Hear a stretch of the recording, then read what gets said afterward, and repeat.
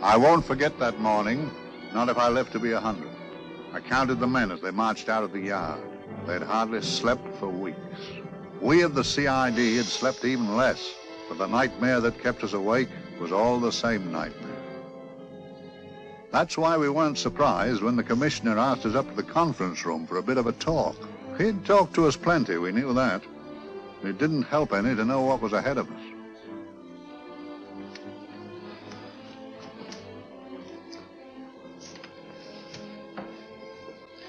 Must we have that window open, Gregson? Oh, shut it if you want to. Chief will be in enough of a temper without having a ruddy blast down the back of his neck.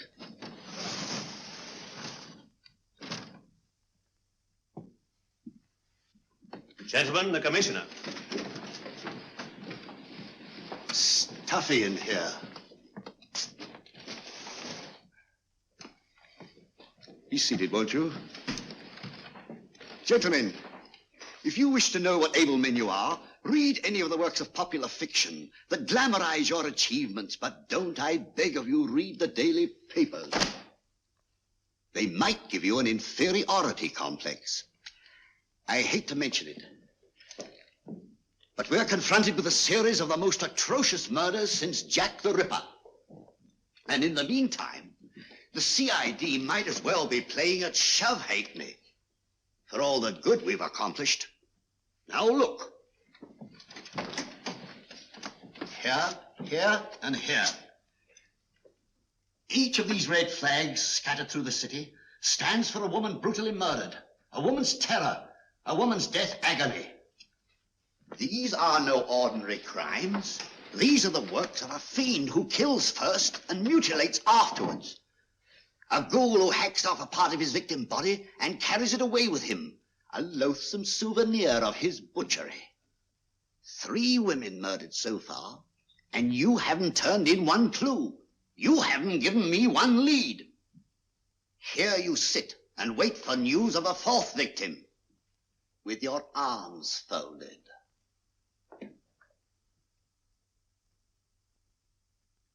Well, we hadn't long to wait. It was down Lambeth Way where a young woman was hurrying home late last night. She saw something and stopped. It was a constable. He spoke to her and he walked along with her, just in case. He saw her go down the stairway to the basement lodging where she lived. We can only surmise what happened after that.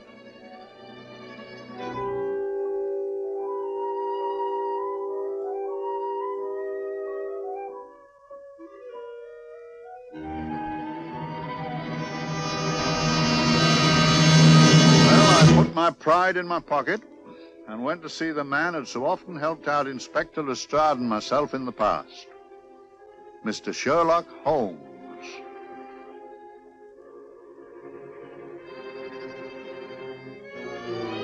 If ever a man needed help, I did.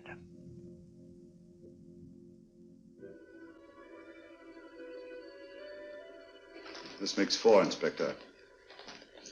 4 defenseless women here in the heart of London. And everyone with the right forefinger hacked off. Not hacked, Inspector Gregson. Cleanly, expertly severed. The work of a skilled surgeon. That's our only clue. Much about the age of my sister's girl. Is there no way of stopping this, Mr. Holmes? Yes. There's a way, somehow. The fiend that did this. I promise. I promise. We've nothing to go on. That's the rotten part of it. We can't get far without knowing the motive. Well, at least we know what the motives were not. It wasn't robbery, nor passion, thanks be, nor yet vengeance.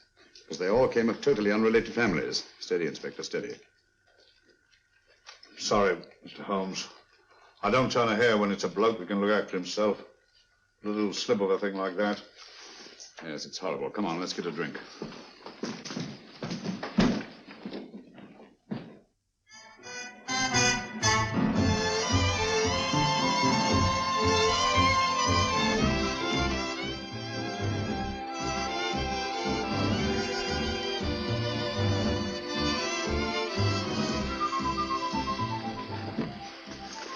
Good evening, Mr. Holmes. Good evening, Vincent. Whiskey and soda, please, and a double for my friend here, Inspector Gregson. Very good, sir. Make mine Irish. Decent of you to give me a hand with this thing, Mr. Holmes. Always a pleasure to be of help to Scotland Yard, Inspector. Little out of my line, looking for a maniac who murders just for the fun of it. Or perhaps just to get a human finger. In all 4 cases, the murderer risked capture by stopping to secure a finger. Wonder what for? Who knows? He's just a madman. Perhaps there's method in his madness. If we could just trace those missing fingers. If we could just drain the English Channel, we might find a penny. Huh? Oh, thank you. You may keep those, Mr. Holmes. Thank you.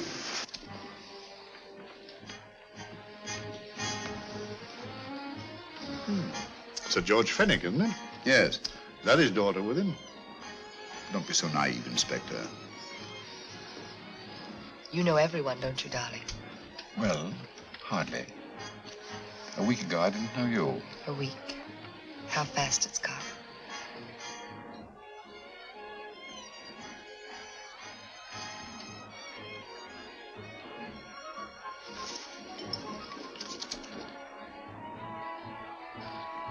I collect these things. How very quaint of you. Shall we go? Yes.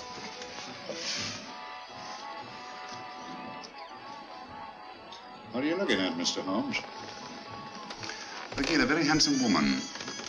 Not drawn to the purple, but giving an excellent imitation. Would you like to come to my flat for a nightcap? Lovely idea. Yes, isn't it?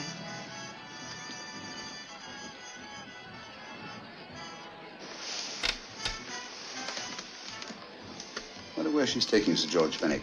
Don't be so naive, Mr. Holmes.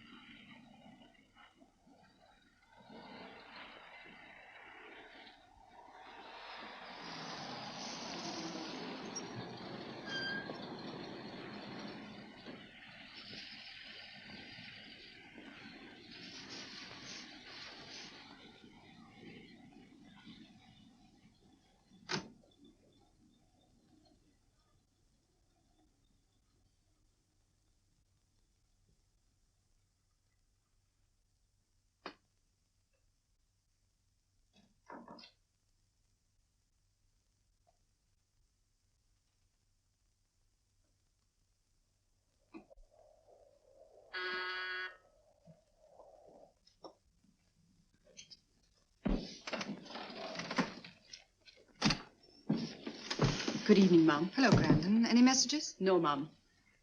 Thank you. Drinks, Grandon. One of your nice surprises. Yes, Mum. I say, you don't mean that... Grandon's a marvel, aren't you, Grandon? Yes, Mum. You wouldn't believe the things she can do. Ah, charming place. Delightful. Really? Do you think so? I'm so glad. Do sit down. Do you mind? Do I mind? What a question. I don't mind anything, really. Except not being with you. Now, you really don't want me to believe that, do you? Not too seriously. Good. We're both quite grown up, aren't we? Quite.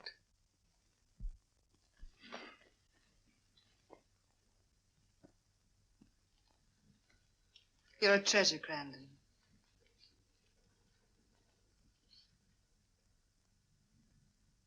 And lower the lights a little as you leave.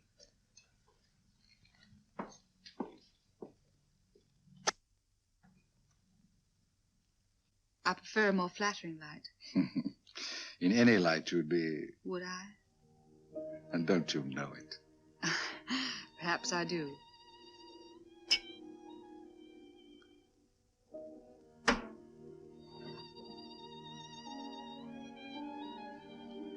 Oh, that priceless woman.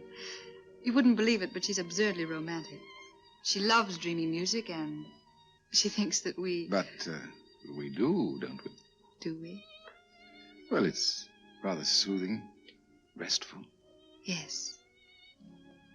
And we all need rest at times, like tired children who've played too long. You've played with wooden soldiers, I suppose. Funny. Hadn't thought of that for years. Toy boats were my special joy. Anything I could set afloat anywhere. Like this. And this. Toy boats sailing into the Never Never Land. The land of beautiful dreams. Look. Look, odd, isn't it, how the light is reflected? Little specks of light that move and move, like stars on a slowly moving stream. You know, Holmes, I'm very sensitive to atmosphere. No? Yes, I can tell by the feel of this room there's been a murder committed here. It may interest you to know, my dear fellow, it was the other side of that door at the foot of the stairs that the poor girl was murdered. If only I could find it. Find what? The one thing these unfortunate victims have in common that might give us a motive for these murders.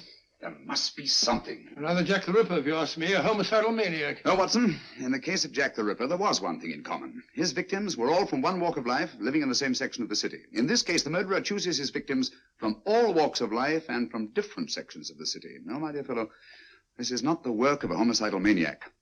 It's something infinitely more sinister. Give me the creeps. What on earth are you talking about? Watson, I'm convinced that these murders are only incidental to some larger and more diabolical scheme. That may be, but why the severed fingers? The answer to that question, my dear fellow, is our only hope of solving these mysteries. Dear sister, I am so happy. I had such a lovely holiday at Brighton with you and Alf. And I'm looking forward to being with you again. Poor little thing. Sort of raises a lump in your throat. I can picture her sitting here happily writing this letter. And I'm not bit realizing that she's shortly going to her death. Hello? Gregson. Oh, there you are, Mr. Holmes. I've been looking for you everywhere. What's happened? Murder in Edgware Road, not half an hour ago. Woman? Yes. And the right forefinger cut off clean.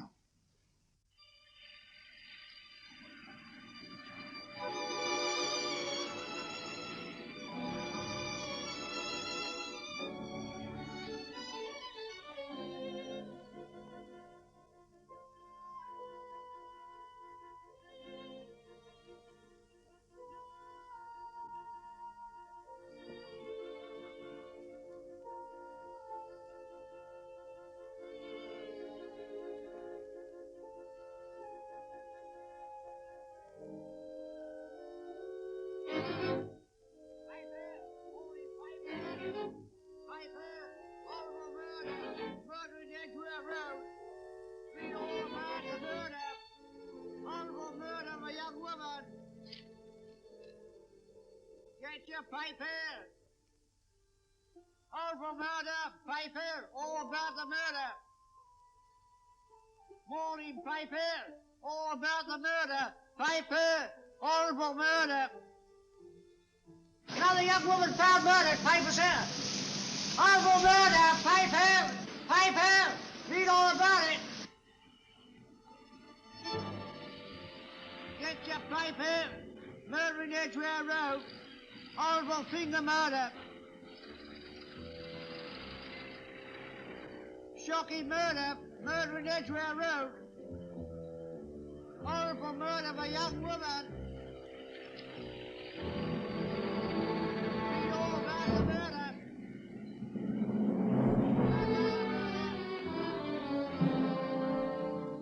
fancy, Mum. There's been another of those horrible murders. Dear, dear, how shocking.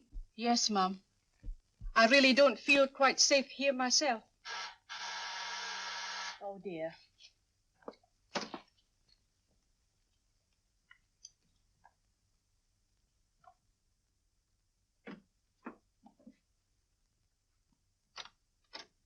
Why, Sir George! I must see Miss Marlowe at once. I don't know if she... I must see her. Where is she? Lydia. Why, Sir George, what is it? What happened? I don't know.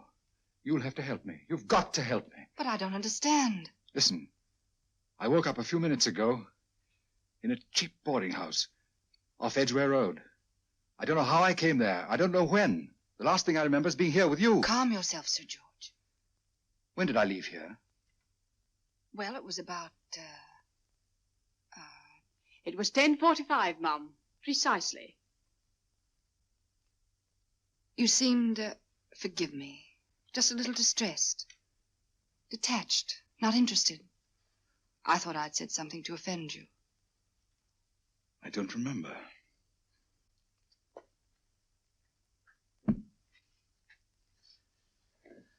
I can't remember. Tell me, has this happened to you before?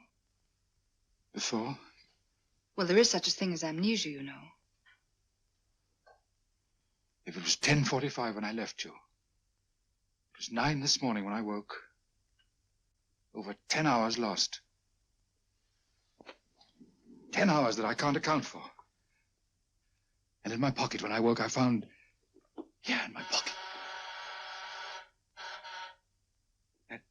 That isn't... Oh, it's not for you, of course. It can't be. Excuse me, Mum, but there's a man asking to see the gentleman. Send him away. Yes, Mum. No, please. I'll see him.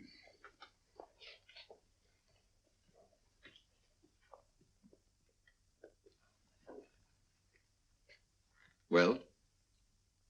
Delightful room. Not much like the place you woke up in this morning. You followed me here? Yes. Are you a detective? Oh, no. Quite the contrary. Don't be afraid, Sir George. You know my name? Oh, yes. A very old and highly honored name.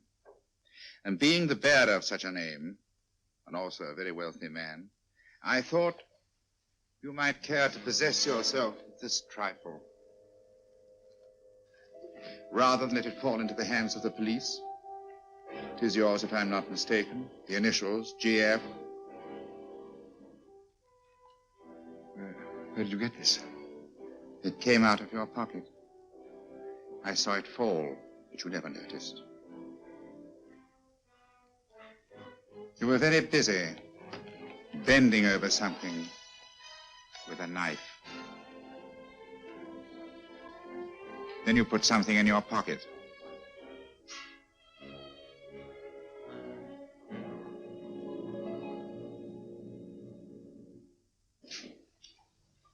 Come along, Holmes, come along, come along.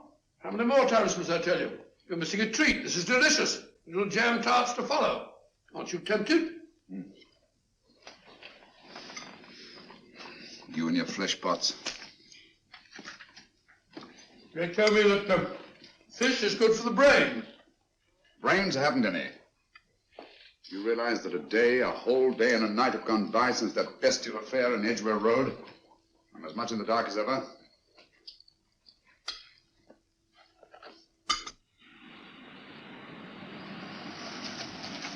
Hello, here comes a client, unless I'm very much mistaken.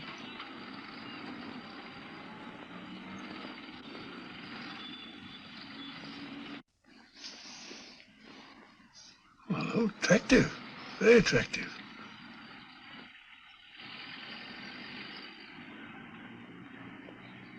Obviously, she left home under the stress of some very great emotion. How do you know that? She isn't wearing any gloves. A startling omission in a young lady of fashion. No, she didn't put her coat on.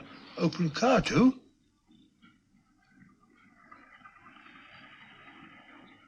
Furthermore, there's something in that bag she wants to show me. What makes you say that? The bag doesn't match her dress, indicating it was picked for size rather than style. to accommodate some bulky object. You're amazed me, Holmes. Elementary, my dear fellow.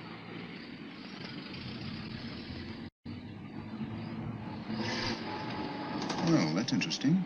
What is? That cab. Turning at the empty house. I wonder why he followed her here. Oh, wouldn't you? Bar caution, give me the glasses.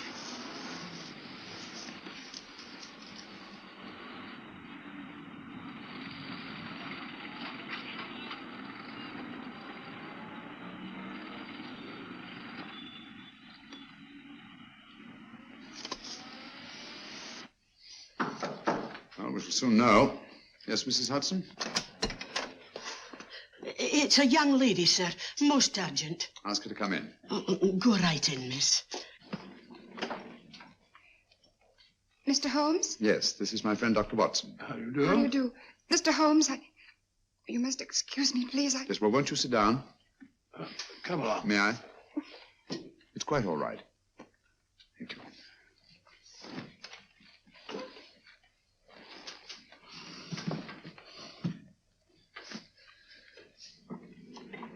Now try to control yourself, Miss Fenwick. You're with friends. You know my name? No magic, I assure you. I've often seen your picture. You're the daughter of Sir George Fenwick, aren't you? Yes. It's about my father that What about your father, Miss Fenwick? Oh, I don't know what to do. He's always been the nicest, dearest person. Only since Mother died. Yes, we do. We know. So I didn't think anything of it when he was away all night before last. But he didn't come home until yesterday at tea time. Didn't come in for dinner at all. Just paced up and down in the library hour after hour. I begged him to let me in, but he wouldn't. Steady, steady. Now take your time. I couldn't sleep a wink last night. Then I started hearing things. Hearing things? What sort of things? I heard someone in the garden underneath my window. Then I saw a figure moving down the garden path, and I recognized my father, stealing through his own garden like a thief.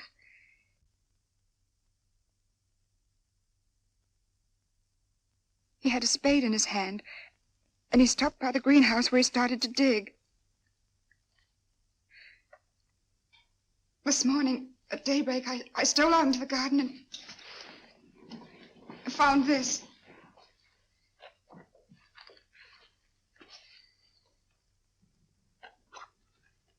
A finger. A human finger. Bring up Scotland Yard, will you, Watson? Ask them to get hold of Inspector Gregson and tell him to meet us at once at George Fenwick's house, Kingston.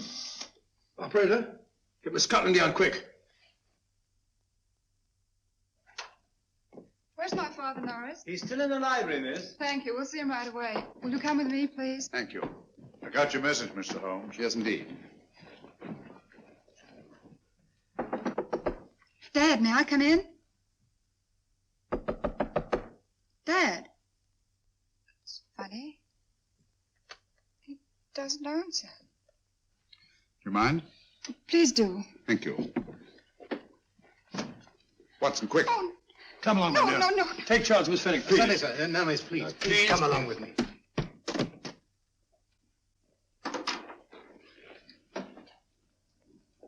Dead? Yes. What do you make of it, Doctor?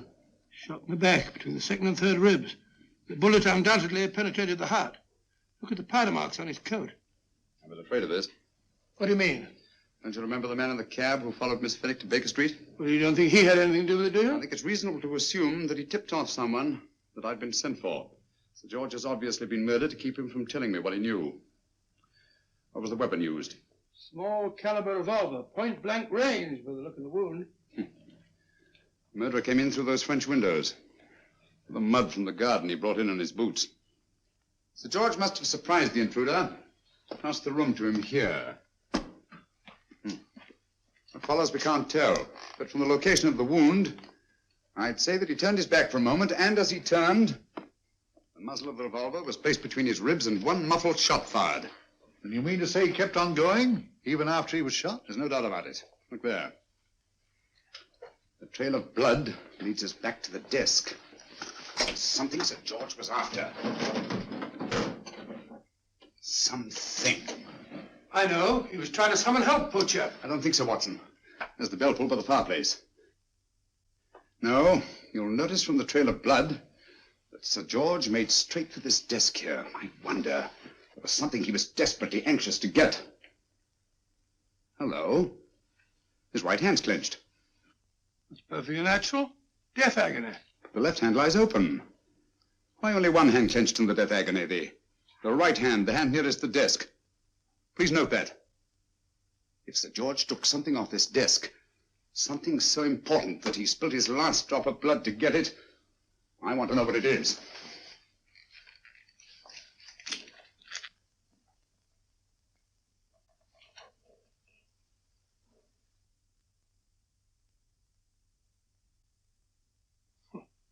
Nothing but an ordinary match folder. Where does that lead us? I imagine to something very important, Gregson. This match folder's from Pembroke House. Why shouldn't it be? He was there, you know. We saw him yesterday. Yes, but the effort he made after he was shot to get hold of this match folder. It's just possible he wanted someone to remember Pembroke House. He may have wished to recall it to someone who saw him there. Someone who, like ourselves, saw him with a woman.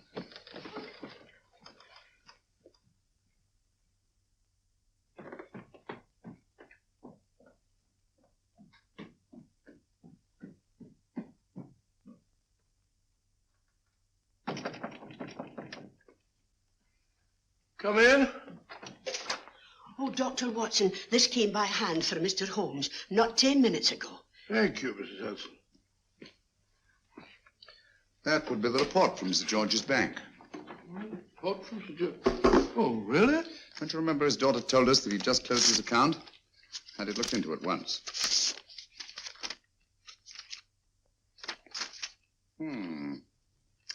He drew out his entire balance in cash, nearly £10,000, yesterday, just after that young woman was murdered.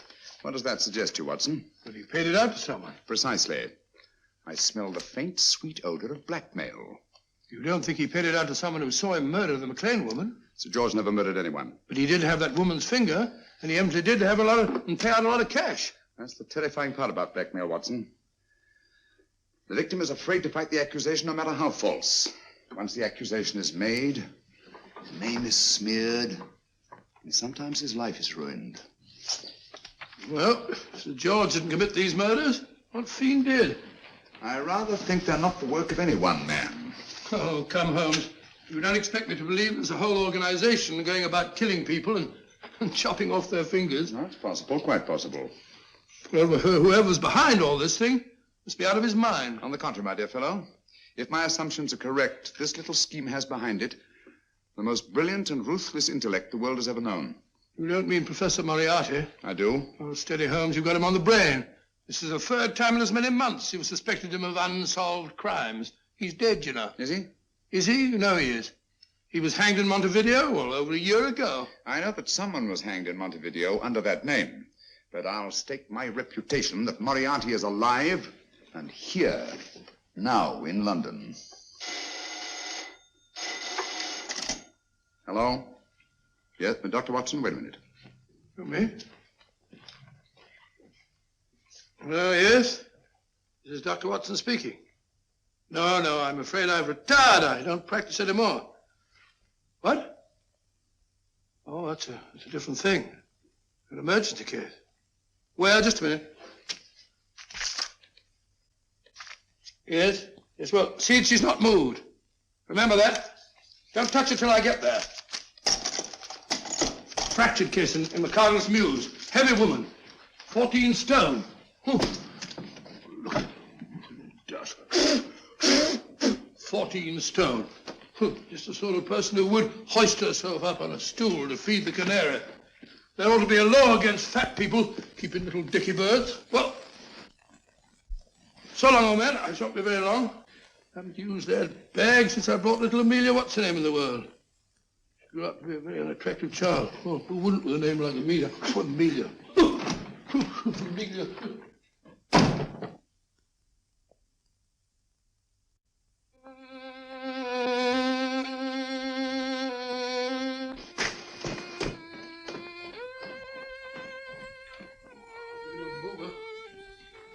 so stupid about accidents.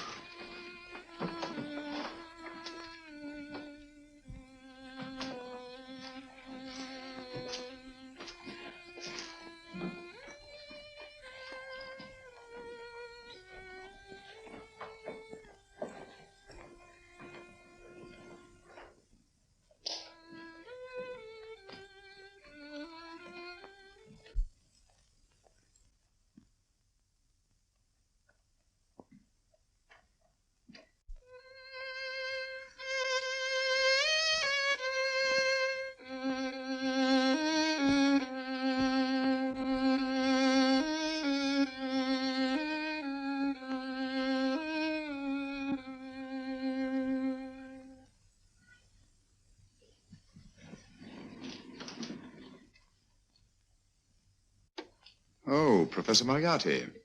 Not that I wish to appear inquisitive, but to what am I indebted for the pleasure of this visit? Scotland Yard will be interested. It's very convenient for me to have Scotland Yard think that I'm still dead in Montevideo. I never dreamed of fooling you. Thank you. The thought occurs to me, Mr. Holmes, that there are some advantages in living within the law. You are very comfortably fixed here, aren't you?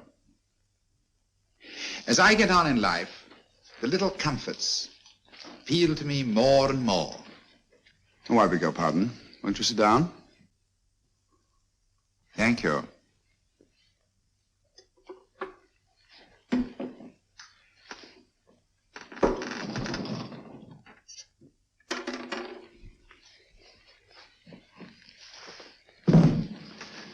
And now, Professor Moriarty, what can I do for you? Everything that I have to say to you has already crossed your mind. And my answer has no doubt crossed yours. That's final? What do you think? I shall not rest until you are hanged for the finger murders. You've no proof, you know.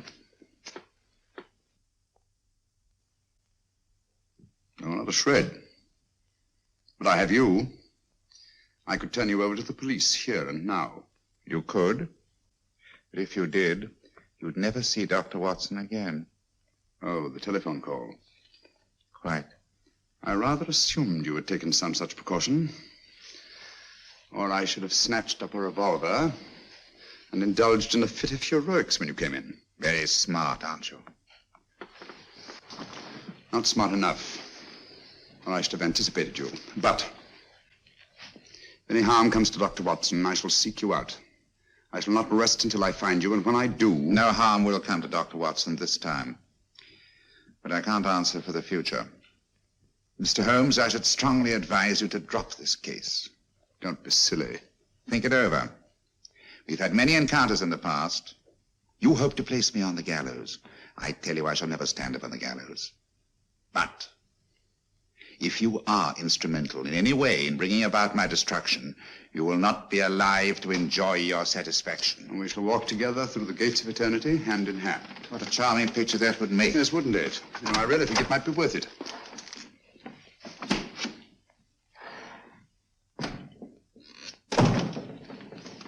Shoelaces, Governor? Tuppence a pair.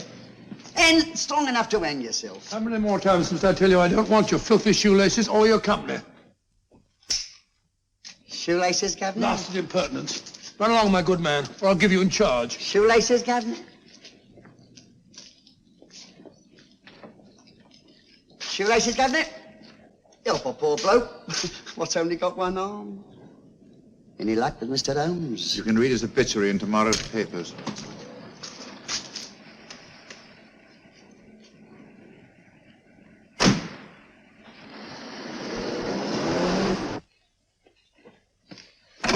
Oh, there you are, Watson. Come in. I was just going out to look for you. Look for me what for? Suppose you don't think I know my way about. Well, you're right, I don't. Blast all practical jokers anyhow. Know where I've been? On a wild goose chase. Exactly. There's no such number in McCardle's Muse. Some fool's idea of a joke. Did you see anyone? No, nobody especially. Only a whining old idiot selling bootlaces. Persistent beggar, wasn't he?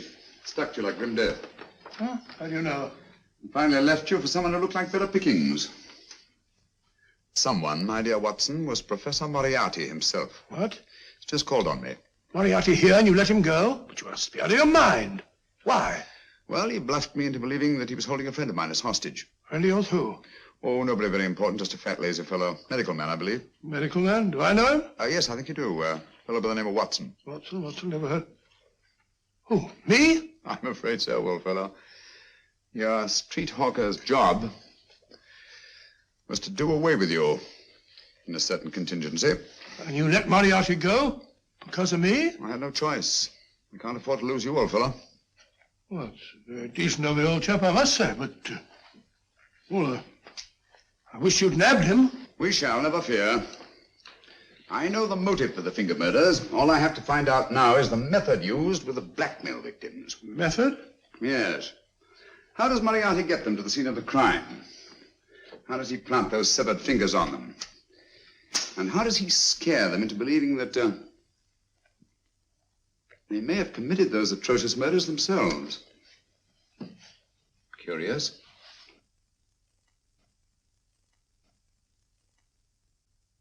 Very curious. Huh? Curious? What's curious? That window in the empty house across the street. First floor front. Huh? What's wrong with it? It's open. Why shouldn't it be open? Well, it wasn't open half an hour ago. I'll stake my life on that. Well, it's not our business. Let it stay open. I wonder if you'd go over, old fellow, and see what's the matter. Oh, trespassing. Against the law. Very well, I'll go myself. Oh, well, if you're going to put it like that, ridiculous waste of time. Going about shutting windows at this hour of the night. Yeah, you better take this torch. Well, take what? Dignified job for a doctor. Dr. Watson, the torchbearer. And what do you propose to do? Sit in a comfortable chair, I suppose, and read a good book? That's a very good idea. Yes, very good idea. While I play night watchman, you have a nice read. Mm-hmm. Good night. Have a good time. Have a good time? What do you mean, have a good...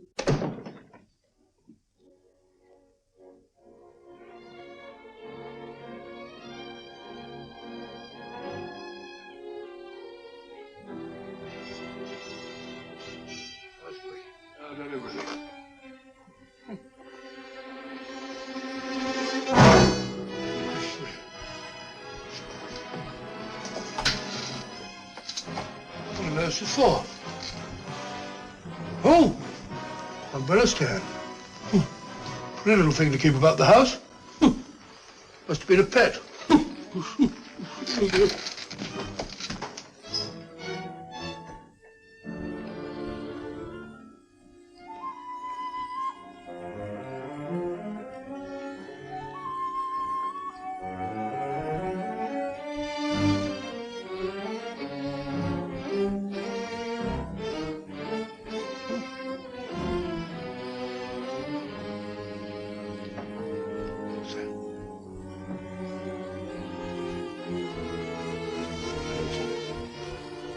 Rat rubber.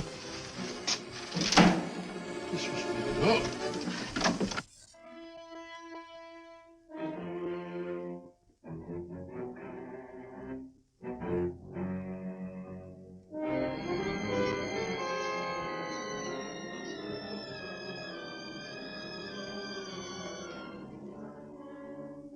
Well, he sits comfortably reading a book.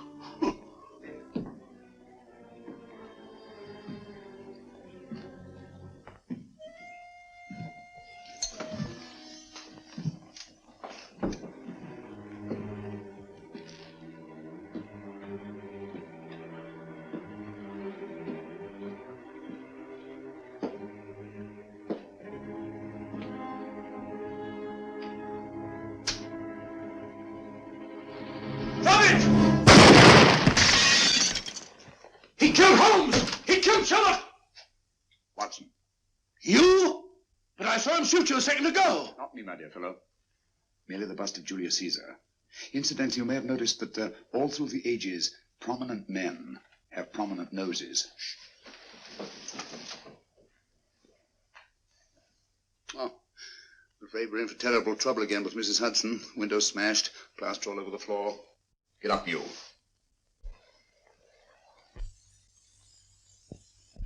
Corporal Williams, Middlesex Regiment. Discharged from the army as physically unfit. Papers seem in order.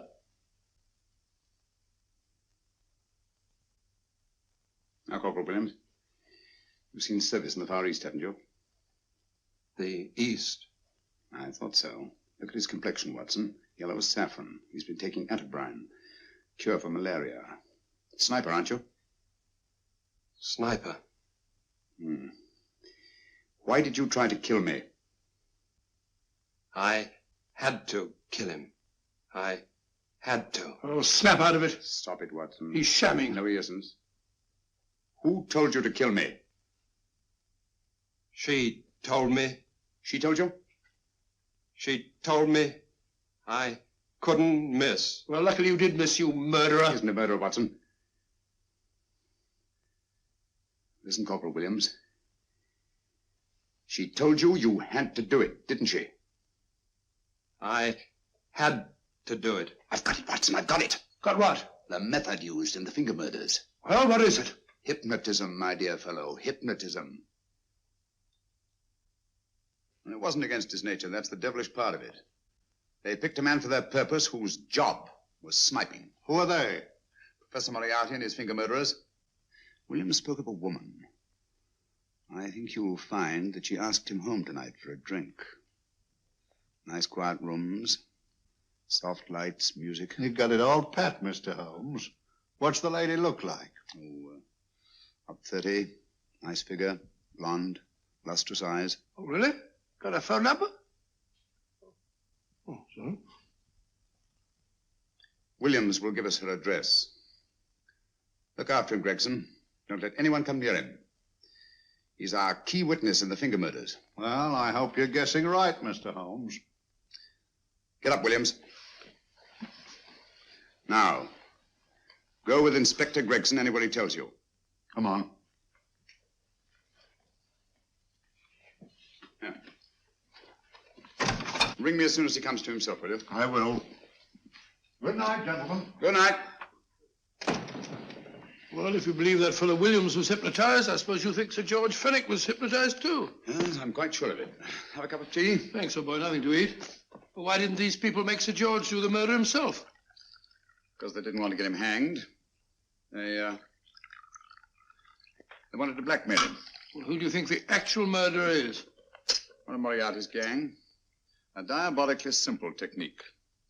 Kill a woman. Yes. But why cut off the fingers? My dear fellow, don't you understand? The severed finger is what links the blackmail victim to the murder. He wakes, finds the grisly thing in his pocket. He doesn't know how it got there. He's no idea that he's been hypnotized. For all he knows, he may have committed the atrocious crime during some dreadful lapse of sanity. In that state, when he's utterly demoralized, the blackmailers take over. Is that it? Undoubtedly. You see, they swear that they saw him commit the murder. And, being human, the victim will pay anything rather than stand trial on a charge that will make his very name loathsome. Oh, it all fits in if you believe in hypnotism. Yeah. The only possible explanation. You think the hypnotist is that woman with the blonde hair and the lustrous eyes, the woman you invented? I didn't invent her. I saw her. What on earth are you talking about? That woman, my dear Watson, was with Sir George when he left Pembroke House. I saw her there. I shall see her again, and Williams will lead me to her. That's why it's so important to keep him safe. He will identify her.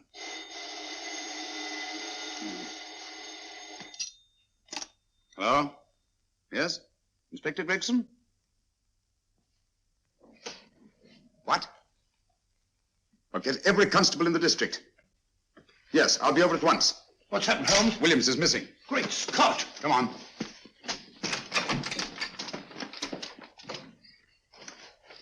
Lorry crashed into Gregson's car. During the confusion, Williams disappeared. Escaped, eh? No, kidnapped. To keep him from talking when he came to. You don't think that Moriarty... Moriarty? Anything is possible.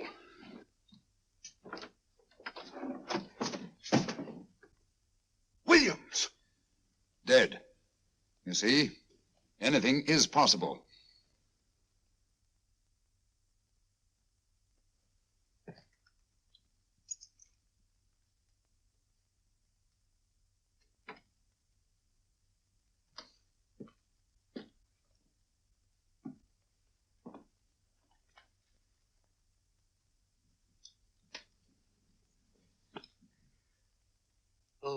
Good morning, Professor Moriarty. You startled me.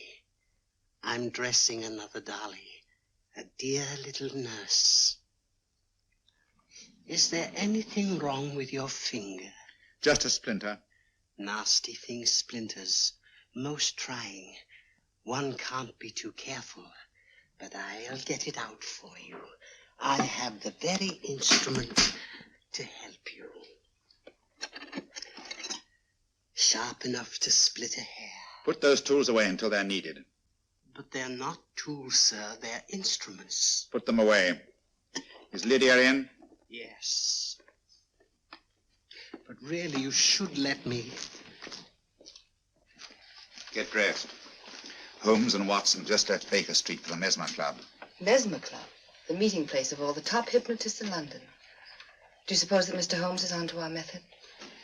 If he suspects, it's merely a suspicion. It's our business to see that it ends there. I hope you're right. Williams passed away before he could talk, remember? What do you want me to do? Go to the Mesmer Club, meet Holmes, and induce him to come back here. Isn't that a bit dangerous? Every meeting with Sherlock Holmes is potentially dangerous. However, you say he didn't see your face at Pembroke House. And how would you suggest I get Mr. Holmes to accompany me here? Kidnap him? Oh, no. Holmes has one weakness, his insatiable curiosity. If you can arouse that, you can lead him anywhere. It's up to you to take advantage of any opportunity that may arise. This way, please, gentlemen. I'll tell Dr. Onslow that you're here. Thank you. So this is the Mesmer Club. If you ask me, hypnotism is a lot of mumbo-jumbo. Oh, come now, Watson. As a medical man, you must admit that hypnotism has its place in modern science. That may be, but 90% of hypnotists are crooks of the worst kind. Nothing more than a lot of charlatans exploiting weak-willed morons. Ah, Dr. Onslow, I believe. Happy to meet you, Mr. Holmes. Your brother Mycroft suggested I might be of help to you. He's a valued member of our little group of charlatans and crooks. Oh, beg your pardon, sir. I didn't know you were listening. Behind the curtain. My friend, Dr. Watson. Oh, delighted. Oh, did you? I wonder now. You see, we're in the midst of a little experimental session at this very moment. If you'd care to join us. Oh, certainly, certainly. That'd be very instructive. Oh, well, will you follow me? Thank you. Why should I know somewhere behind the blasted curtain? In treating his patients. But today, the therapeutic value of hypnotism, as we now call it, is conceded by innumerable physicians. Especially is it of value in surgical cases where the administration of local or of general anesthetic is inadvisable. Inadvisable poppycock. Oh, sorry. For the sake of latecomers, I may say that I have placed this subject under profound hypnosis. In this condition, he can feel no pain, even under applications which normally would be excruciating. Excruciating? You excuse me, please. Carter, you are having a peaceful sleep. You feel nothing. Your arms and your hands are without sensation. Mowbray, the long needle.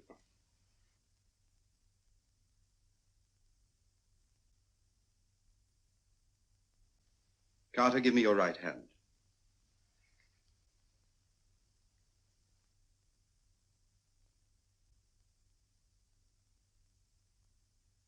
As you observe, the needle has been thrust completely through the subject's hand. No feeling, no pain. This lack of feeling is the one infallible test of profound hypnosis. Nonsense. Fellow's full of drugs. Oh, isn't he? Definitely not, Doctor.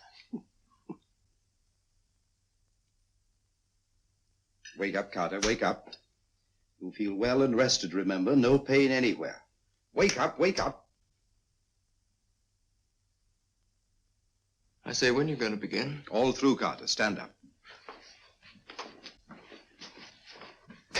This way, sir. And, are these all the people that come here? Oh, no. Others keep dropping in all the time. I suppose it's all right for those who believe in it, but of course, I'm a professional man myself. Then you don't believe in hypnotism, Dr. Watson? I don't deny that there are certain types of hysterical, feeble-minded people who go under if you point your finger at them. But anyone with an ounce of character... How right you are. You see right through our little artifices, don't you, Doctor? Right through, my dear sir. Right through. Right so. But with the feeble-minded, as you say... excuse us, Mr. Holmes. Certainly. Step over here, won't you? Certainly, sir. Anything to oblige. Let me show you how easily we charlatans take advantage of them. Now, sit down, Doctor. Now, we set a thing like this in motion. It's wonderful, the attraction on the feeble-minded, of course. The continuous motion, if they just let themselves follow it. Of course, you could stare at it till doomsday, Dr. Watson, with no effect at all. Still, it might make you a little drowsy, like the white ribbon of road at night when you're driving. The rhythm is smooth, unbroken, and the road goes on and on, round and round, always the same, winding and winding. And you're drowsy, you're tired. Let the road come into you, as it were. The long road, the smooth road, the road to sleep. Sleep.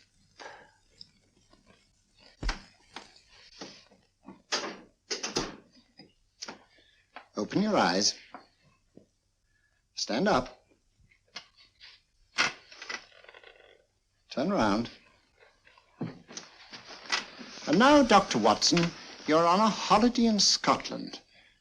The country is amazingly beautiful. We're coming to a stream. It isn't deep. Better take your shoes and socks off.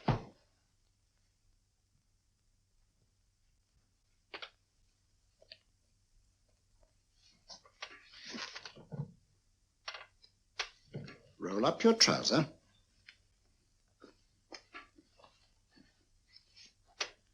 That will do. The other leg is waterproof. Turn around. Mind the pebbles.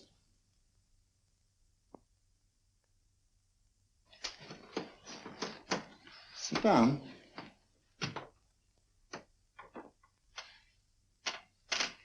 Wake up now.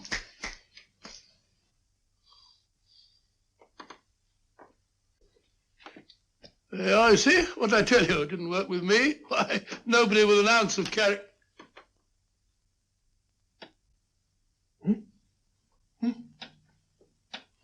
I think you'll need these.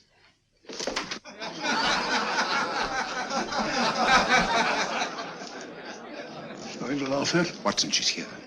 Oh, the woman you're looking for? Yes, I'm going to meet her.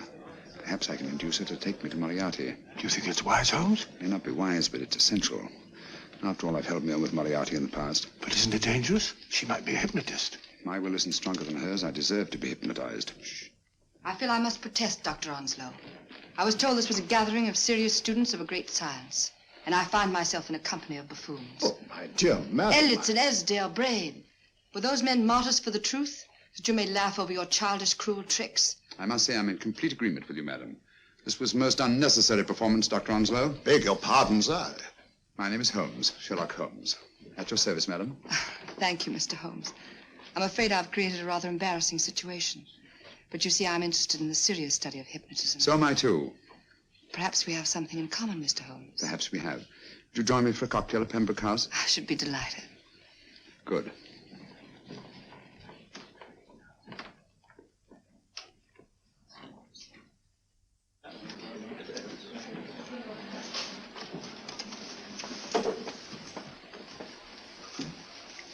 Thank you. I didn't know there was such a pleasant place in London. It was so nice of you to suggest our coming here. I thought a little pick-me-up would do us good. You mean you thought I looked... I like the way you look. Thank you. I suppose I did lose my head a little at the Mesmer Club. But you see, hypnotism is almost a religion with me. I know so well what it can do to help, heal. And I can't bear to see it used for trivial purposes. I know very little about it. That's why I went to the Mesmer Club. You see, I'm rather puzzled just now with the case that I'm working on. How fascinating. Tell me about it. It's the murder of Sir George Fenwick. Fenwick? Who's he? Quite a well-known figure. Odd now I come to think of it. Last time I saw Sir George was here at Pembroke House. Strange. Yes, isn't it? He was sitting, I believe he was sitting at this very table. Cigarette? Thanks. Do go on. There was a charming lady with him. He was lighting a cigarette.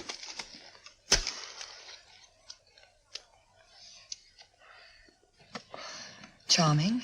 Did you see her face? No worse luck. Merely her back. How unenterprising of you. Yes, wasn't it? Afraid I'm getting a little older. I shouldn't say so. That's nice of you. Still, the first time in my life I've got hold of a case that's beyond me.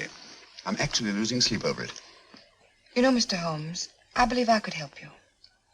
Really? I should be very grateful. You're amused. No, merely skeptical.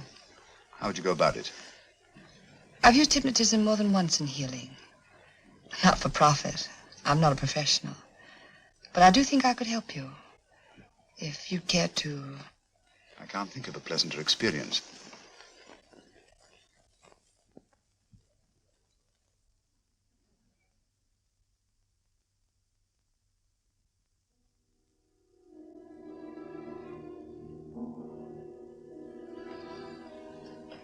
Low lights, music, is that all there is to it? You must relax, Mr. Holmes. I'm afraid you're a rather difficult subject. So I thought perhaps a little help. Materia medica might be advisable. Drugs?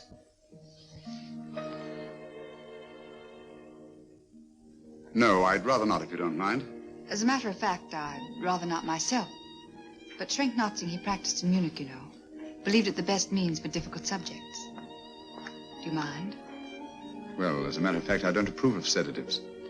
Just as you wish. We don't have to go on with this at all, you know. Wait a minute. Wait a minute. All right. I'll take a chance. It's really quite harmless. What is it? Cannabis japonica, an oriental soporific. You'll need water.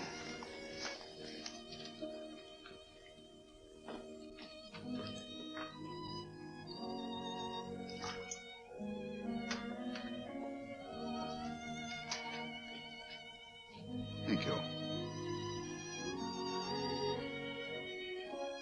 Now sit down, Mr. Holmes. You'll feel yourself growing drowsy. Don't fight it. Give in to it. Because you do want to sleep, you know. Just fix your eyes on this one white flower floating on the water. Empty your mind of every other thought. Follow the motion of the water.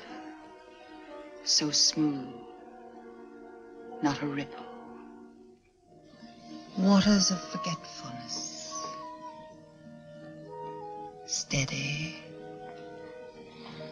deep, strong. Strange, isn't it? How the light is reflected. Little specks of light that move and move.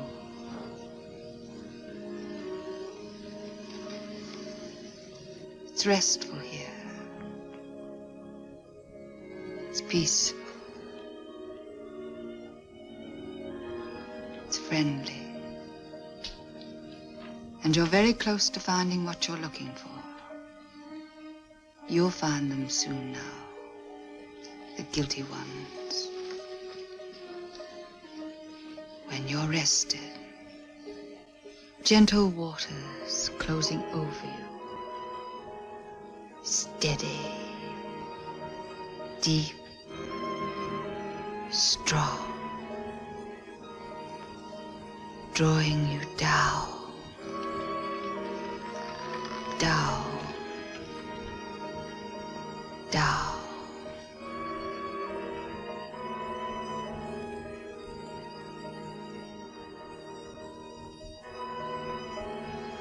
Sleep.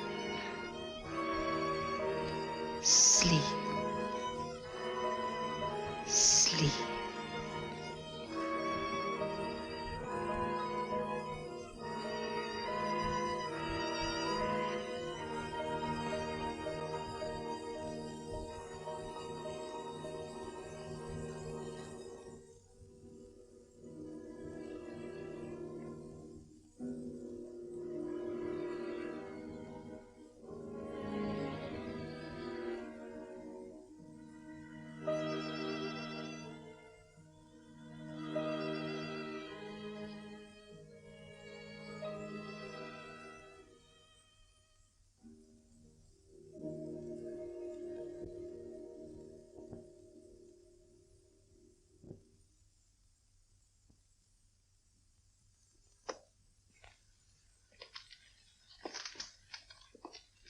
Here he is, Professor Moriarty.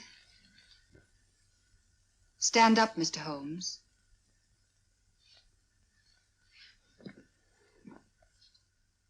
Open your eyes. Face this way. Are you satisfied? We are dealing with a clever man. He may be shamming. There's just one infallible test for profound hypnosis. You ready, Dr. Simnel?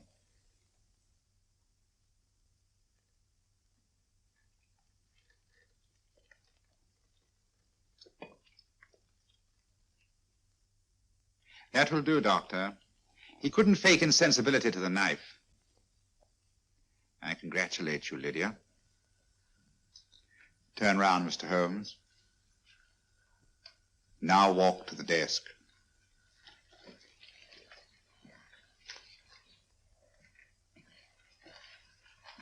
Sit down.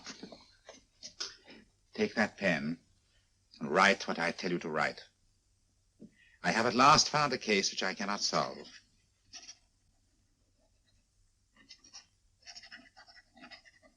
I have outlived my usefulness. Therefore, I have decided to end my life.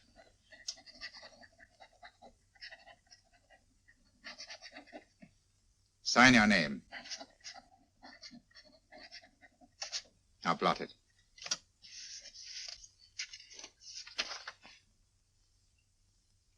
Fold it up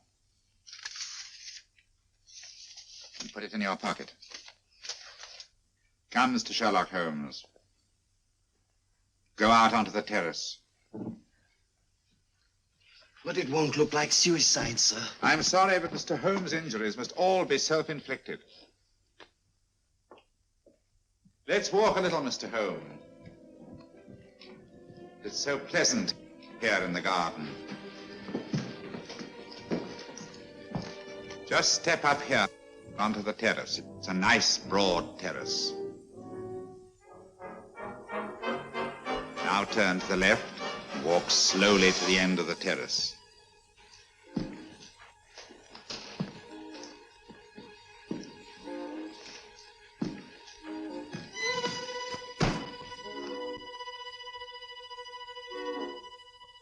Don't stop. You must walk to the end, you know.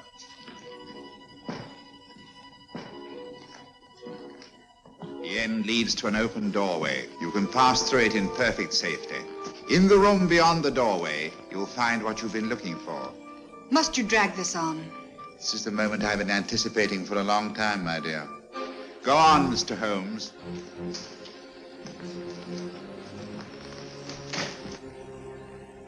Through the open doorway, you will find the man responsible for the finger murders and the death of Sir George Fenwick. Professor Moriarty. Holmes! Stand still. What a beautiful view, Watson. I'm quite enjoying it. No, you're not. You're hypnotized. You're under a spell. Stand still. Don't move. Steady, Holmes. Steady does it. Stand perfectly still where you are. Nonsense, Watson. You don't know what you're doing. Of course I know what I'm doing. You mean you're not hypnotized? Certainly not. Then get off the wall, you idiot. Oh, look out! Holmes! Dear fellow. What were you doing up there? Holding the fort until you arrived. What kept you? Well, Ran into a spot of trouble on my way to Scotland Yard. I was arrested for exceeding the speed limit. Your luck seems to hold, Mr. Holmes. Well, I'd hardly call it luck, Professor. You see, I substituted a drug of my own for the one that this dear lady pressed on me. You are clever, aren't you? A drug that, although it leaves the subject conscious, renders him quite insensitive to pain. That accounted for my lack of reaction to Dr. Simnel's knife. Well, Gregson, quite an impressive haul. Even Inspector Lestrade himself couldn't have done any better. Thanks, Mr. Holmes. Take him away. All right, put her in the van. I was right, Mr. Holmes. You are a difficult subject. Thank you. And now, Professor, our score is settled. Au revoir until I see you on the gallows. The rope has not been made that'll go around my neck. Come on.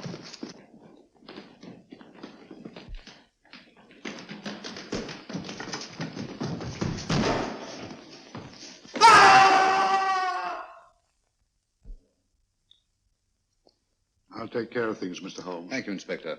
Come on.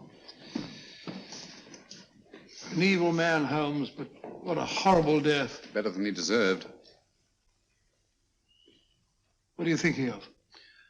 I'm thinking of all the women who can come and go in safety in the streets of London tonight. Stars keep watch in their heavens. And in our own little way, we too, old friend, are privileged to watch over our city.